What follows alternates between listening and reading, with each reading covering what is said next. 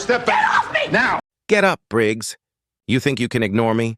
The voice echoed through the dim prison hall, sharp as metal scraping concrete. Tara Holt's boots stopped inches from Naomi's face as the quiet inmate slowly looked up, unshaken. The next sound wasn't words. It was a crack. Gasps. Silence. One move. And the bully who ruled Ironcrest was on the floor, trembling. No one knew who Naomi really was, or what kind of past lived behind those calm eyes. This is the story of how silence became strength, and fear met its match. Welcome, story lovers. From where are you watching? Hit the like button and drop your city name in the comments so we can see how far our story travels. The first time anyone noticed her, it was because she didn't speak. In a place where survival meant volume, where inmates barked threats just to stay alive, she remained silent. Her name was Naomi Briggs, a 29-year-old woman serving time in Ironcrest Penitentiary, one of the toughest women's prisons in the state. The kind of place where kindness was weakness, and silence was an invitation for trouble. Naomi's cell was the last on Block D, next to the window that faced the yard. Each morning, she folded her thin blanket with military precision, pressed her jumpsuit flat, and sat for hours staring through the bars at the distant hills. Most thought she was broken, a quiet, fragile woman lost in regret. But those who looked closer saw something else in her stillness: control. A deep, eerie calm that unsettled even the guards. Before prison, Naomi had lived an unremarkable life, or so it seemed.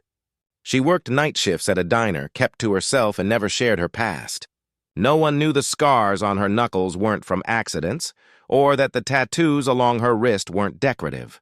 No one asked why her eyes, dark and steady, seemed to measure every movement in the room. To the others, Naomi was easy prey, especially to Tara Holt, the self-proclaimed queen of Ironcrest. Tara ran the cell block like a kingdom, collecting favors, starting fights, and ruling through fear. She had her sights on Naomi the moment she arrived. A quiet black inmate who didn't bow, didn't beg, and didn't respond. That was a challenge Tara couldn't ignore, and though Naomi never flinched under her stares, something in her gaze, steady, unreadable, felt like a storm waiting to break. No one could have guessed that behind that silence was a past soaked in blood, discipline, and secrets the prison wasn't ready for. What no one knew was that Naomi Briggs wasn't just quiet. She was trained to kill. It started small, like it always does. Tara Holt's gang ran the block, and every new inmate had to pay respect. That meant doing laundry, giving up rations, or worse. Naomi refused, not with words, but with silence. She simply looked at Tara, handed back the stolen food tray, and walked away. No threats, no fear, just quiet defiance. The others laughed at first. She'll learn, they said.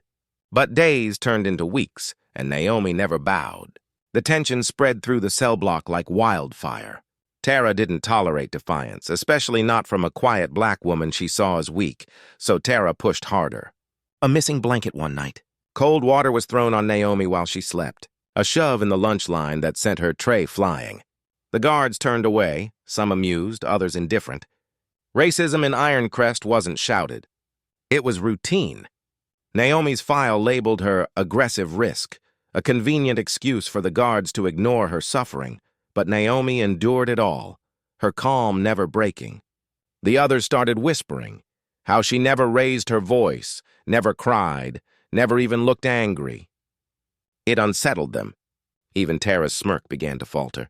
Because control like that, in a place like Ironcrest, didn't come from weakness. It came from power. Then came the day of the riot drill.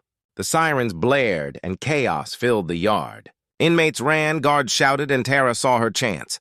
She cornered Naomi behind the gym wall, 3 of her crew blocking escape.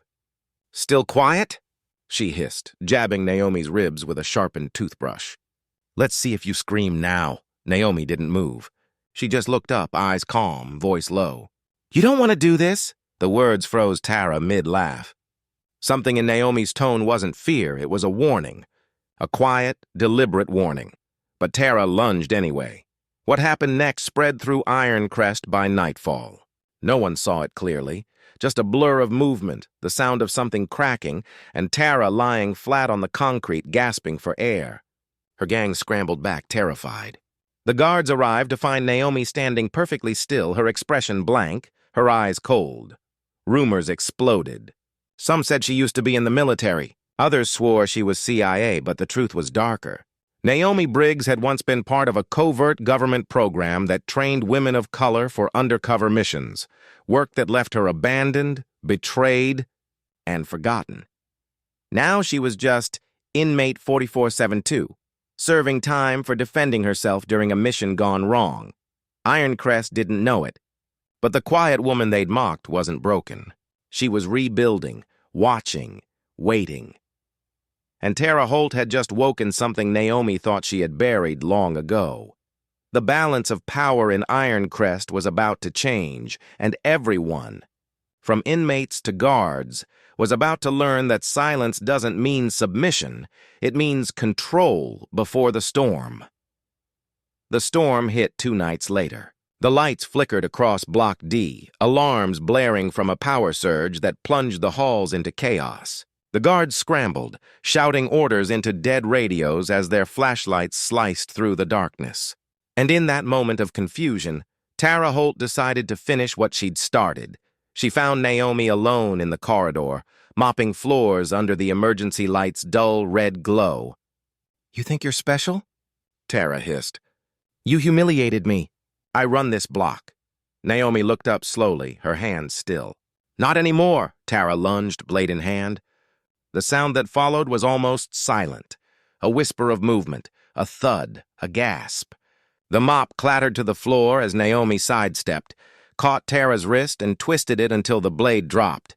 A single strike to the shoulder sent Tara sprawling. It was over in seconds. The guards arrived too late, their flashlights landing on a sight none would forget. Tara trembling on the floor.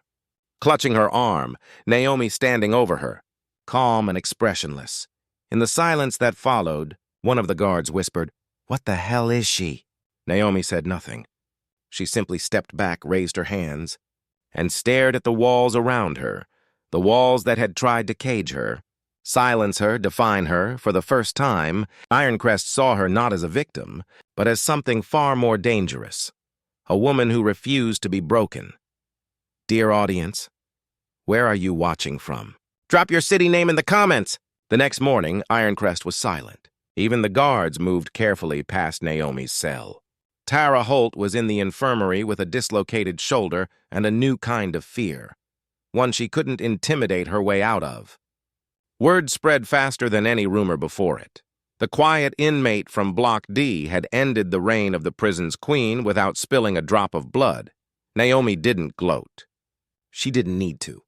In a place ruled by fear, her restraint became its own kind of power. The other inmates began to look at her differently, not as a target but as a symbol. She had endured humiliation, racism, and violence, yet never lost her dignity. In silence, she had shown them that strength doesn't always roar. It sometimes whispers. Weeks later, when a new inmate arrived, a young black woman trembling from the system's cruelty, Naomi quietly passed her an extra meal tray. A small gesture, invisible to most, but a lifeline to one. The world outside would never know Naomi Briggs's story or how she survived a system built to crush people like her. But in Ironcrest, her name carried weight, not from violence, but from the kind of strength no prison could cage. In every injustice she endured, she became a mirror of resilience for those who had none. And maybe that's the real power the world fears most. Not the trained assassin, but the silent survivor who refuses to stay broken. Thanks for watching. Subscribe for more powerful stories like this one.